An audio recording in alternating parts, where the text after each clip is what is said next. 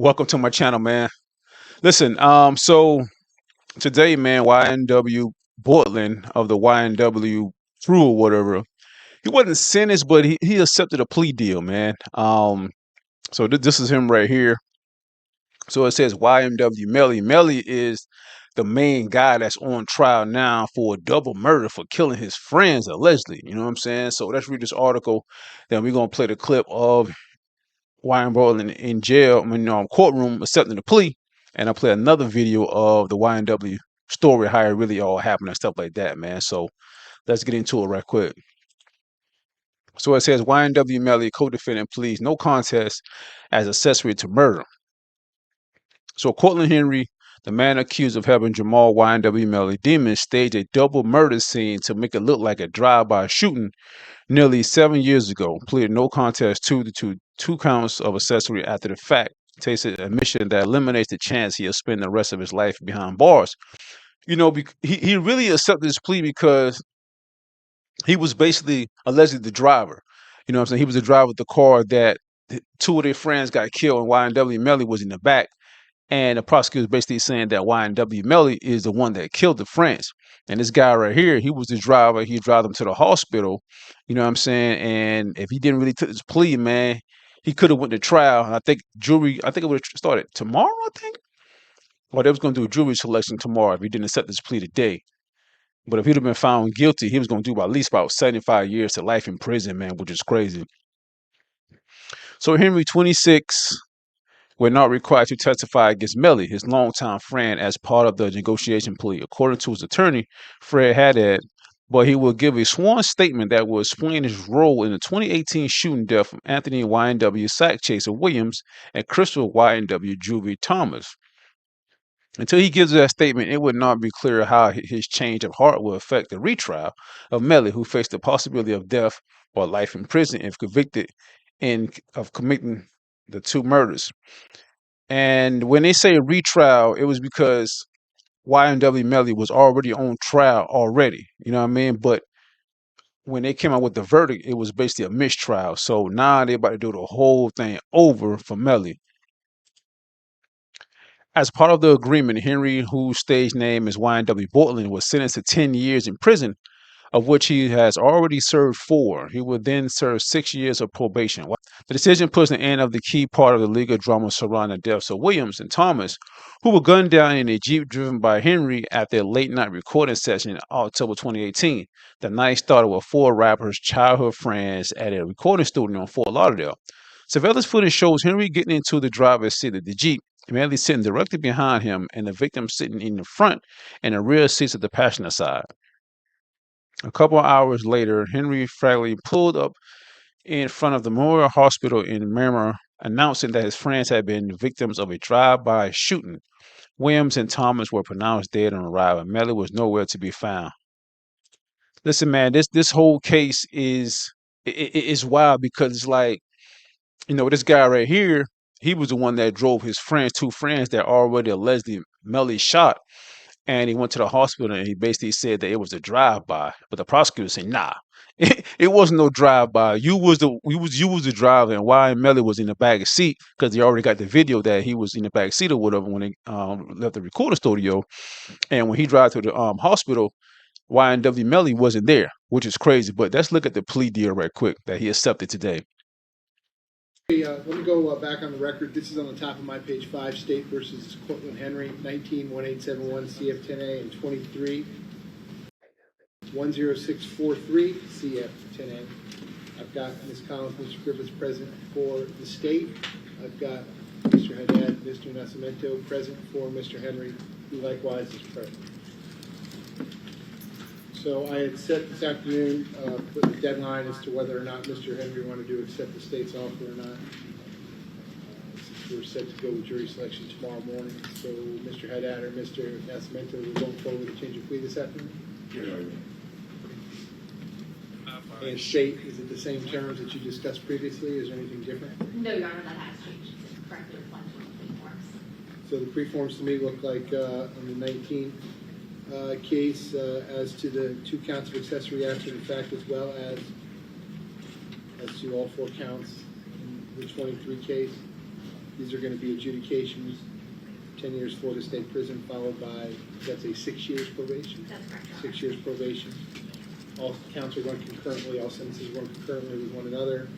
And it looks like there's no restitution in the 23 case. In the 19 case, I'm reserving restitution and ordering it payable. That's going to be to Terry Bagley as well as Ashley Phillips. Yes, Your Honor. So we now have to We've spoken to them, and they don't anticipate there being any restitution, just because cost. Okay. Okay, well, I'll give you 120 days to tell me an amount. If there's Yes, no Your amount, Honor. you won't give me restitution. They are present as well, too, so our victim advocate has informed them that Okay. there's been restitution, they would let us know. Okay. As of today, they said there is none. All right, and state, is that the complete term? That's it? He's also going to be giving it to Brocker, Your Honor, at a later time. Well, is that part of the negotiated Yes. resolution? It is. So tell me how that works. Sure. Sure, come on up. Madam Clerk, board business not on.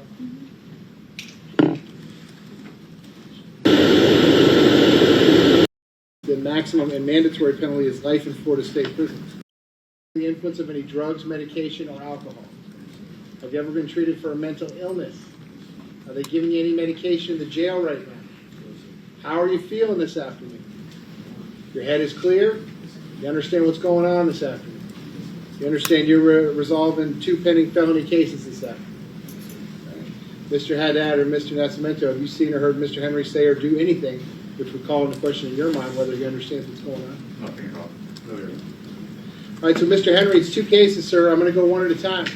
In case number 19-1871 CF10A, this is before the agreement you made with the state, before the deal you made with the state. You were charged as follows. Counts 1 and 2 is murder in the first degree with a firearm.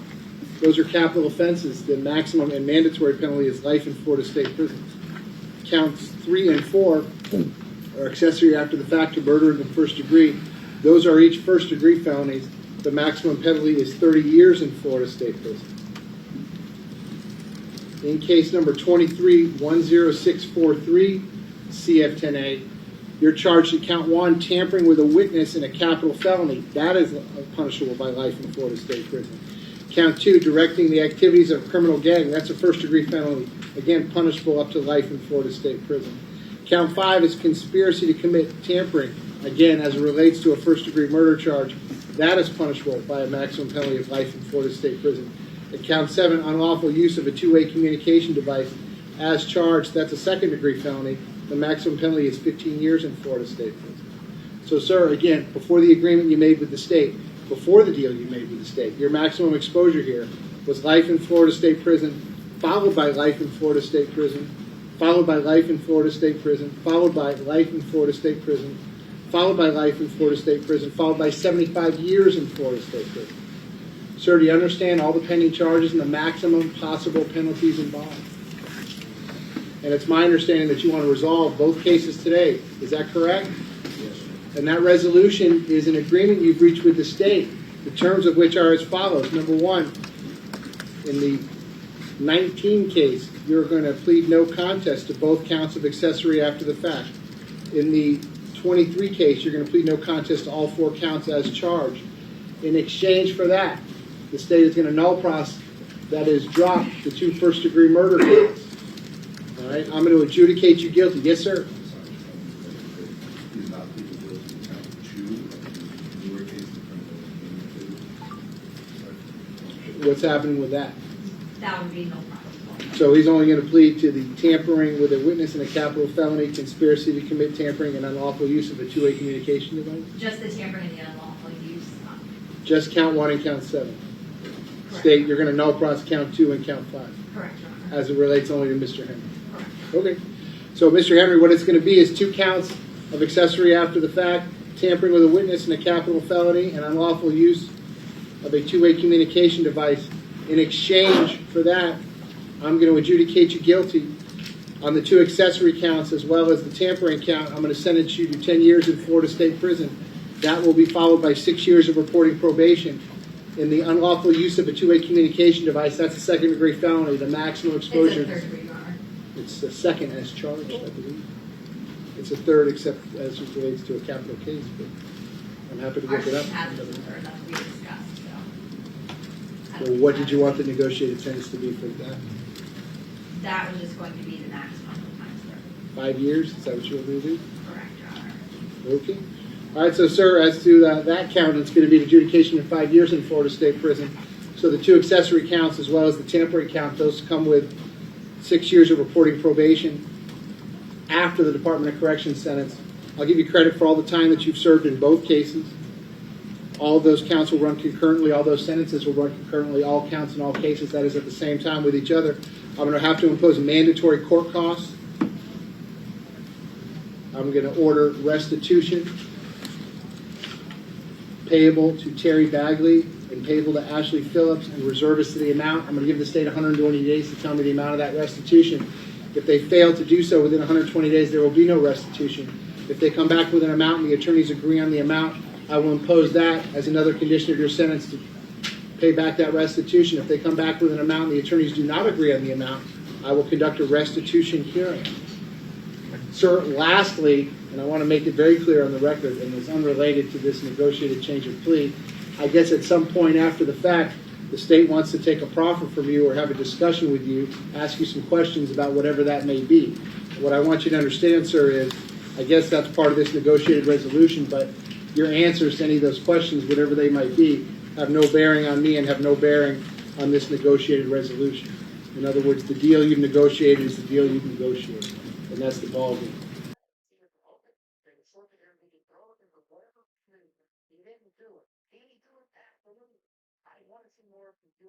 So this right here is I'm thinking YN Melly family right here.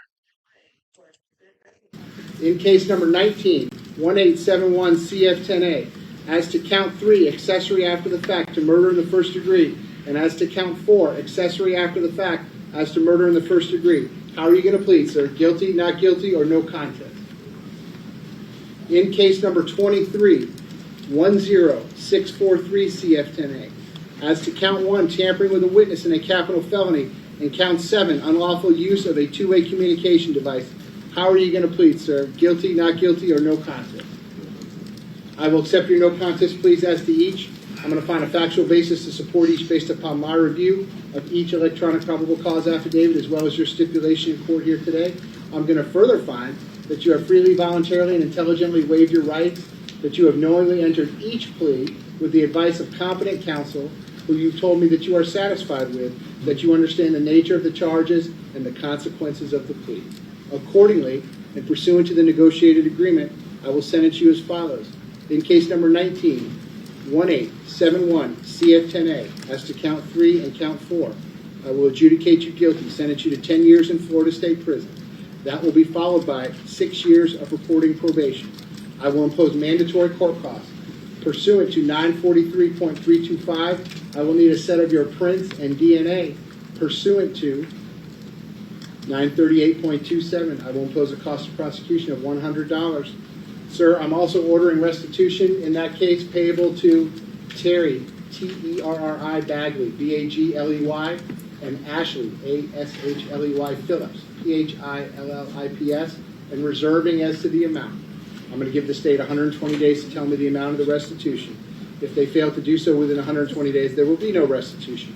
If they come back with an amount and the attorneys agree on the amount, I will impose that as another condition of your sentence to pay back. If they come back with an amount and the attorneys do not agree on the amount, I will conduct a restitution hearing. That will conclude that matter. In case number 23, 10643 CF10A, as to count 1 and count 7, I will adjudicate you guilty. Count 7 is a sentence of 5 years in Florida State Prison. Count 1 is a sentence of 10 years in Florida State Prison, followed by 6 years of reporting probation.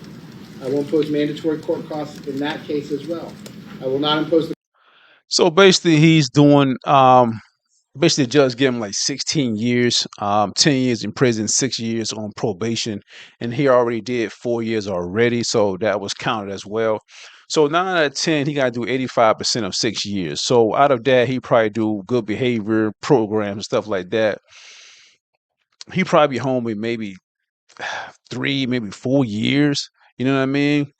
But this right here, By him taking this plea, I'm trying to think like, does this really help Melly, or it really messes Melly up, because this guy right here, he's the driver, and the other two guys is dead. So it's just him and YN Melly that basically witnesses. You know what I'm saying? Like I said, the first trial was mistrial. So by him taking the plea right here, is basically saying that, they gonna ask him some questions and stuff like that. So basically he gonna snitch. You know what I mean? And tell him like, okay, yeah, YN Melly killed my two best friends or whatever. You know what I'm saying? So yeah, he did it. And YN Melly left, and I drove the two friends to the hospital. That's basically what he gonna say. And I think YN Melly's done. He is done in my book, man. Like, after this guy here took the plea, I'm thinking this really hurts YN Melly. But then again, YN Melly will be going to trial soon, and it's like, well, the prosecutors really got to do their job to really convict this guy, because the first time was a mistrial. So I'm thinking like, during trial, will the prosecutors bring this up that, okay, well, the other defendant, he took a plea deal, so YN Melly had to do it. So YN Melly is definitely guilty. Will they say that during trial? You know what I mean? In front of the jurors and stuff like that. That, well, the other guy took a plea deal, so this is what he said. So YN Melly's done, man. Yeah, he's done. Why this guy had been in jail 4 years. YN Melly been in jail, I think about 4 years. But let's play a story of how it really started, how this guy really got on the death penalty, man. It's crazy. Shout out to Chef03 on his YouTube channel. Leave me the fuck alone. Period. Leave me the fuck alone. Don't tell me keep my head up. Don't tell me none of that fake ass shit y'all talking about. If you want my nigga before this, and you want to hit me up on a daily basis or a weekly basis. So this is YN Melly right here. He was a pretty good rap star. I'm not gonna lie to you, man. He was young, but had a couple songs that really hit. And one of the songs, if you really listen to it on YouTube, man, he had a song called "Murder on My Mind," basically explaining how he would kill his friends. It's crazy, man. You need to really listen to it. For this shit, don't fucking hit me up, because you fake as fuck. So leave me alone. All the way. Don't text me. Fuck you. All the way. And I mean that. So don't text me. In February 2019, a 19-year-old hip-hop artist, YNW Melly, was arrested and charged with 2 counts of first-degree murder. Police said he and another Florida rapper, YNW Bortlen, killed 2 of their friends and staged the crime scene to look like a drive-by shooting. The 2 murders happened just days after they finished filming a documentary celebrating the success of YNW. The latest on a South Florida rapper arrested and charged with murder. His name is YNW Melly, and he's accused of gunning down 2 friends and then trying to cover it up. In June 2023, Melly, whose real name is Jamell Demons, went on trial in Florida, pleading his innocence on all charges. Today, Melly sits in Broward County Jail at 25 years old, awaiting a retrial that will determine the rest of his life. If convicted of the alleged murder of 2 close friends, he faces either life in prison or the death penalty. Melly was born in May 1999 in South Florida, where he was raised by his single mother. She gave birth to him at just 14 years old. He never knew his father, life was tough, money was always tight, and Melly grew up watching his mother struggle to meet even basic needs. She worked long hours to provide for him as a single mother. In kindergarten, Melly met Christopher Thomas Jr., later known as YNW Juvie. They became best friends and lived in the same neighborhood, so they began spending a lot of time together. As a young child, Melly's environment had already started to play a big part in the type of lifestyle that would become his reality. He went from playing with toy guns to real ones at just 9 years old. One day, after school, he found a .22 revolver under his uncle's couch. Instead of being frightened, he was intrigued. Without hesitation, he took the gun outside and fired it, which left his ears ringing for a week. But it wasn't enough to stop his fascination. Instead, he started carrying the weapon everywhere with him, even to school. A few years later, when Melly was in the 7th grade, he brought a knife to school and threatened to take his own life. This led to him being detained in a psychiatric hospital for a week because of the Baker Act, also known as the Florida Mental Health Act, which is a law that provides emergency services and temporary detention for people with mental illness who are experiencing a crisis. As Melly grew older, he became more involved with gang activity and started to hang out with the Bloods in his area, searching for a sense of identity and belonging. But while involved in the chaos of the street, he also discovered his passion for music. He was mesmerized with artists like Chris Brown and Michael Jackson, and began telling people that he wanted to pursue music as a career. In 2014, when Melly was 15 years old, he started recording songs and uploading them to platforms like SoundCloud and YouTube. Take you to my trap. Okay. Get your ass 33rd. Matter of fact, a goal line. If your brother run up, that boy gon' get closed. His natural ability to both sing and rap made him stand out, and it wasn't long before he adopted the name YNW Melly. What does YNW stand for? Young New Wave. What? It really stands for Young Nigga World, but kids watching. His closest friends, including Juvie, Sack Chaser, and Bortlen, followed his lead, and the group came together under the YNW Collective. Even though So these guys were friends since they was young, man, like real young, man, since middle school, elementary and middle school. Like this is crazy, man. This whole story is very sad, man. Melly was focusing more than ever on music, that still didn't keep him out of trouble. Another major incident occurred on October 19, 2015. Melly, who was a 16-year-old freshman at the time, pulled up near his high school and opened fire on 3 people with a semi-automatic weapon. While his motive remains unclear, he was eventually arrested after attempting to ditch the gun. He was charged with 3 counts of aggravated assault with a deadly weapon and 1 count of discharging a firearm in public. As a result, Melly would spend over a year in jail, giving him time to reflect on his future. Lord have mercy, please forgive me. Mama, please don't you cry, I'm sorry. 125 ice cold shots. So those songs right there, he made it an actual song, "Murder on My Mind." This guy I didn't know that he was already in jail for shooting at somebody. Wow. Yeah.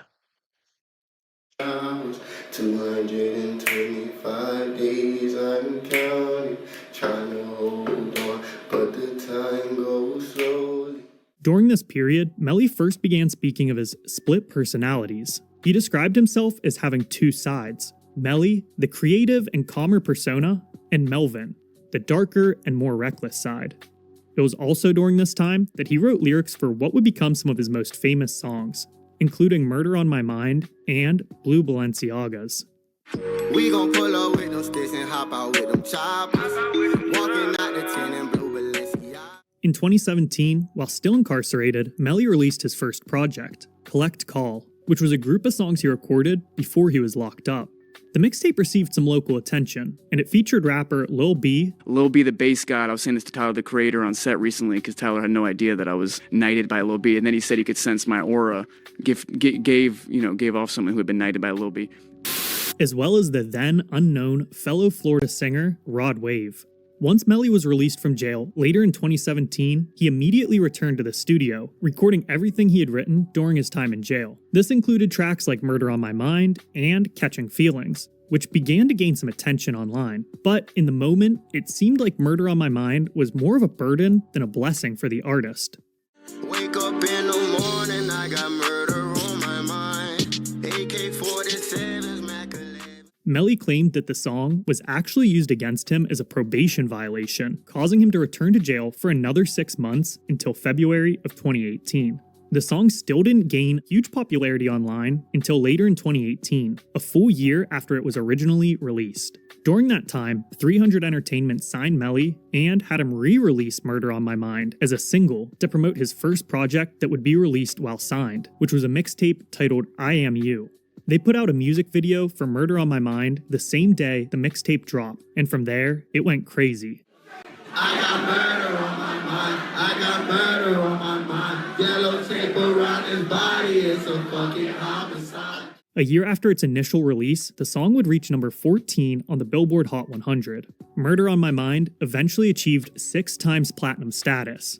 Melly was blowing up and thriving in the world of hip-hop, but he continued to struggle with the law. And during the summer of 2018, he was arrested in Lee County, Florida, for possession of a weapon by a convicted felon and another count for possession of marijuana. For some time, despite his criminal activity, he always seemed to bounce back out of jail to continue making music and to further his career, and even had a song featuring Kanye West that would later get its own lyrical Lemonade video with Cole Bennett. I think I got mixed personalities.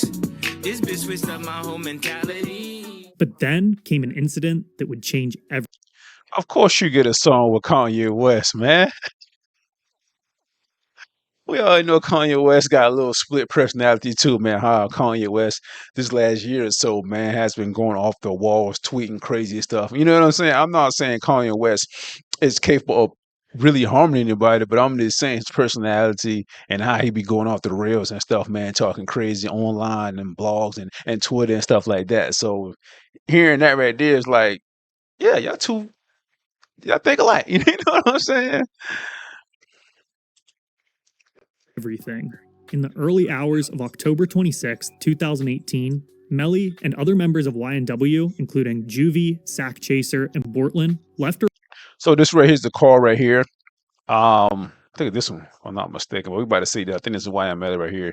They got in the car, and Melly was in the back seat, and a friend next to Melly in the back seat. Then YNW Bortlen was the driver, and the other friend was in the right passenger seat. So I think them guys, they fell asleep, and that's when it happened. Crazy. Recording studio in Fort Lauderdale around 3 a.m. Security footage allegedly shows Melly getting into the car with his friends as they left the studio that night. They all got into a Jeep Compass. Bortlen was driving, Sack Chaser was in the passenger seat, and both Melly So that's okay. So I was right. Okay. and Juvie were sitting in the back. According to the initial account, another vehicle pulled up alongside them and began shooting at their car. Sack Chaser and Juvie were fatally shot in the head and died before reaching the hospital. It was originally reported that Melly was not in the car during the shooting. The following day, as people grieved, Melly posted a heartfelt tribute to his friends on social media, mourning their loss. However, law enforcement quickly began questioning the story. By February of 2019, police had built a case against Melly and Bortlen. Their investigation suggested the shooting wasn't a drive-by at all. To start, phone records placed Melly in the car at the time of the shootings, despite his initial claim that he wasn't there. This is a huge red flag that prosecutors have focused on. According to evidence, the group had taken a different route than they had initially claimed. Cell phone records placed them near a waste treatment plant. There was a map that was presented to the jury, and it had areas on there pinned, like the crime scene and the reported shooting. And significantly, the prosecution has asserted that the cell phone data shows that YNW Melly, or Mr. Demons, was with the victims about 15 minutes before they were taken to the hospital. The initial story was that another car pulled up and fired at them in a drive-by. Melt sales objections with this book. I just got my black book of questions in the mail.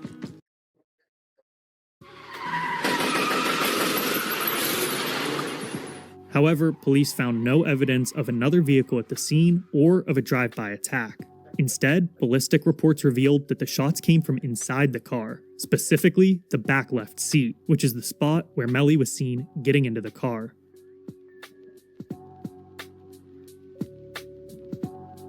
Prosecutors also point to forensic evidence indicating the victims were shot at close range. They had stippling from gunpowder on their skin, which suggests that the gun was fired from a short distance, consistent with an execution-style shooting, something that doesn't really match up with the claim of a random drive-by. And forensic analysis showed no sign of another vehicle being present at the scene. Furthermore, a shell case matching the murder weapon was found under the seat where Melly had been sitting. Authorities accused Melly and Bortlen of staging the shooting to make it look like a drive-by. There's also claim of an alleged incriminating message from Melly himself. Police say they uncovered a video in which he reportedly says, "There's no regret to the stuff I did, for that person to die." While this video hasn't been made public, authorities claim it's a key piece of evidence. Melly also allegedly made questionable comments in a conversation with his girlfriend, saying, "I did that. Shush." While this could refer to anything, prosecutors argue it's worth considering in the larger context. When looking at potential motives, one of the strongest that surfaced involves Melly's girlfriend. According to depositions from Melly's girlfriend's mother, YNW Sack Chaser allegedly sent explicit photos to Melly's girlfriend. This claim has added a new layer to the case by suggesting there were personal tensions within the group. With all this evidence, prosecutors are working to piece together their case against Melly, who continues to maintain his innocence. Whether these claims hold up in court remains to be seen, but they're central to the ongoing trial. Melly's defense team is led by a lawyer who famously helped Lil Boosie avoid a death sentence. Throughout the trial, his lawyer has expressed confidence in the case. Some believe Melly will walk free due to a lack of concrete evidence. But sadly, the violence surrounding this case has continued. In 2020, YNW Bortlen's father was reportedly targeted and shot 3 times in what some suspect was a retaliation for the deaths of Juvie and Sack Chaser. In June 2023, YNW Melly went on trial in Florida, pleading his innocence on all charges. The judge declared a mistrial, but the rapper is expected to be retried in September of 2025. Melly, who's now 25 years old, could face the death penalty if found guilty of first-degree murder. This entire case remains clouded in mystery, with many unanswered questions. Their alleged motive still remains unclear, and theories have circulated, but no definitive answers have emerged. For now, his fate is uncertain, and the world has to wait to see how this story will unfold.